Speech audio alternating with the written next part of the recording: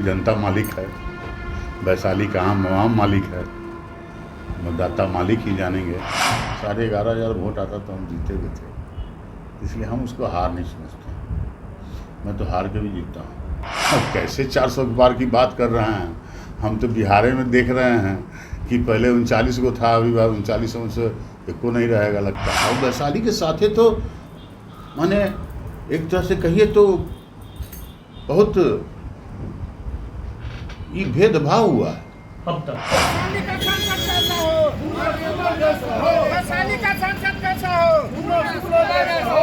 नमस्कार, आप देख रहे हैं दर्श न्यूज। मैं हूं दिव्यांशु। आरजेडी ने बीती रात को अपने 22 कैंडिडेट का ऐलान कर दिया। लोकसभा चुनाव के मद्देनजर 22 कैंडिडेट्स का ऐलान आरजेडी ने बीती रात को किया है, जिसमें एक नाम जो है वो चर्चा का विषय बना हुआ है और लगातार विपक्ष जो है और अब दलित समर्थक जो अपने आप को कहते हैं वो लगातार हमलावर हैं आरजेडी पर, तेजस्वी यादव पर और लालू यादव पर। वो एक नाम है मुन्ना शुक्ला। मुन्ना शुक्ला को वैशाली से आरजेडी ने टिकट दिया है। वैशाली में हालांकि ये पहले से खबरें चल रही थी कि मुन्ना शुक्ला को आरजेडी वैशाली से उतारेगी, लेकिन बीच में उनके द्वारा जो बयान दिया गया था भूमिहार और चमार को लेकर, उस पर काफ़ी ज़्यादा विवाद हुआ और उसके बाद लग रहा था कि वैशाली की सीट में पेंच फंसा हुआ है और पेंच फंस गया है। क्या मुन्ना शुक्ला का टिकट कट जाएगा? ऐसी बातें चल रही थी, लेकिन आखिरकार कैंडिडेट्स का ऐलान हुआ बीती रात को और उसमें मुन्ना शुक्ला का नाम है। वैशाली से मुन्ना शुक्ला आरजेडी के टिकट पर चुनाव लड़ेंगे, वहां पर वो वीणा देवी को टक्कर देंगे। जब कैंडिडेट्स का ऐलान हो गया, कैंडिडेट बनने के बाद मुन्ना शुक्ला ने पत्रकारों से भी बात की। उन्होंने कहा कि उन्होंने बताया कि किन किन मुद्दों पर वो आने वाले चुनाव में लड़ेंगे, प्रचार करेंगे, और उन्होंने धन्यवाद भी किया है तेजस्वी यादव का, लालू यादव का। क्या कुछ कहा है मुन्ना शुक्ला ने, हम आपको वो सुनाते हैं। क्या लगता है वीणा देवी जो यहाँ से सिटिंग सांसद है, उनसे कैसी टक्कर होगी? टक्कर हम नहीं समझते कोई टक्कर। बड़ी कश्मोकश की स्थिति बनी हुई थी। टिकट मिलने से पहले लोगों में एक बेचैनी थी। सोशल मीडिया पे वायरल वीडियो हो रहा था, वैशाली की बेचैनी मुन्ना ही समझता है। क्या बेचैनी है वैशाली? वैशाली भी तो 2000 से हम लोग लगे हुए हैं, 2004 से हम लोग लगे हुए हैं, तो यार 20 साल लगभग हो गया, तो हम तो समझते ही हैं। जी, किस प्रकार देखते हैं वैशाली की जो विकासात्मक कार्य होनी चाहिए? किस रूप में मूलभूत देखते हैं? विकास होना चाहिए। शिक्षा, स्वास्थ्य, बेरोजगारी, महंगाई, ये पर होना चाहिए। मुद्दे क्या कुछ रहेंगे वैशाली में? आप जनता के बीच जाएंगे, किन मुद्दों को लेकर जाएंगे? तो आपको बताया कि बेरोजगारी, महंगाई, जो मूलभूत स्वास्थ्य, शिक्षा, आवास, ये सब जो विकास, जो मूलभूत सुविधा है, वो तो उस पर फोकस रहेगा। वर्तमान सांसद कह रहे हैं कि इस वैशाली में कोई टक्कर ही नहीं है। 4 लाख पार से जो है जीत का, पहले बता रहे कि 4 लाख पार और देश में 400 पार जो है। ये तो चुनाव में जनता मालिक है, वैशाली का आम मालिक है, मतदाता मालिक ही जानेंगे, और 4 तारीख को आपको रिजल्ट नजर आएगा। पिछले बार भी चुनाव आप लड़े थे, लेकिन किसी कारणवश आपको हार का सामना करना पड़ा था। किन तरह की गलतियां हुई थी जो अब वो गलती दोहराई नहीं जाएगी? कुछ गलतियां हुई होगी, कुछ नज़र में भी है, उसकी पुनरावृत्ति नहीं होगी। एक एक्सीडेंट हो गया था, कोई गलती नहीं हुई थी। एक एक्सीडेंट हम लोग यहाँ हो गया था सरैया में, एक कार्यक्रम के नीति दिया कार्यक्रम के दौरान, तो उसके दौरान हम लोग समझते हैं।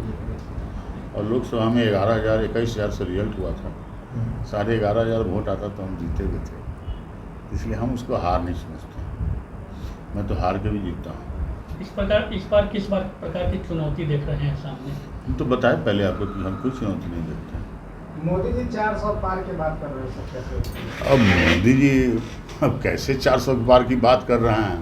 हम तो बिहार में देख रहे हैं कि पहले 39 को था, अभी 39 में से एको नहीं रहेगा लगता। बड़े बड़े केंद्रीय मंत्री का भी जनसभा होगा, रैली होगी, नेशनल चुनाव है तो होता ही रहेगा। प्रधानमंत्री खुद ही आ जाएंगे तो उसका केंद्रीय मंत्री का बात बचता क्या है? क्या प्रधानमंत्री मुन्ना शुक्ला को डिगा पाएंगे वैशाली? देखिए, मुन्ना शुक्ला को नहीं डिगा। देखिए, वैशाली की बात करिए, हम लोग वैशाली के लिए आए। वैशाली लोकतंत्र की जननी है, जनतंत्र का संदेश देने वाला है। इसलिए हम लोग लोकतंत्र और संविधान दोनों की रक्षा करने के लिए खड़े हैं। मनोज जी, आपको लगता है कि वैशाली जैसे गया बोध गया विदेशी टूरिस्ट आते हैं, वैसे वैशाली में भी आते हैं, टूरिज्म का वहाँ पे बहुत बड़ा स्कोप होने के बावजूद उस पर ध्यान दें? तो कहे कि हमारे यहाँ विकास नहीं हुआ है। वैशाली लोकतंत्र जनतंत्र की जननी है। आप जाके देखिए, वो अस्थि कलश जो वहाँ लाया हुआ है वो भी मेरा ही लाया हुआ है, वो भी मेरा ही विधानसभा में क्वेश्चन करके लाया हुआ है, जिस पर आज करोड़ों का काम चल रहा है। महावीर की धरती है, महात्मा बुद्ध की कर्मभूमि है, अम्रपाली की रंगभूमि है। उसको तो कहीं और जाना था। वो वैशाली के साथ है, तो माने एक तरह से कहिए तो बहुत ये भेदभाव हुआ है। अब तक जब तक हम नहीं हैं। रघुवंश बाबू का कुछ काम अधूरा रह गया था, क्या मुन्ना शुक्ला से पूरा? जरूर जरूर, मैं कोशिश करूंगा कि रघुवंश बाबू के अधूरे कार्य को पूरा कर दूंगा। क्या संदेश रहेगा वैशाली की जनता के नाम?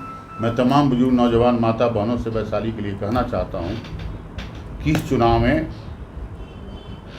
भेदभाव छोड़कर, सारे बातों को भूलकर, महंगाई के लिए, वैशाली में लोकतंत्र के लिए, संविधान के लिए, नौजवानों के रोजगार के लिए, घर के महंगाई के लिए, अपने मूलभूत सुविधा के लिए, और वैशाली को जहां तक पहुंचना चाहिए था, जहां तक नहीं पहुंच पाया है, उसको पहुंचाने के लिए एक साथ होकर, एक मत होकर राष्ट्रीय जनता दल के उम्मीदवार, महागठबंधन के उम्मीदवार मुन्ना शुक्ला नेता नहीं बेटा बन के आया है।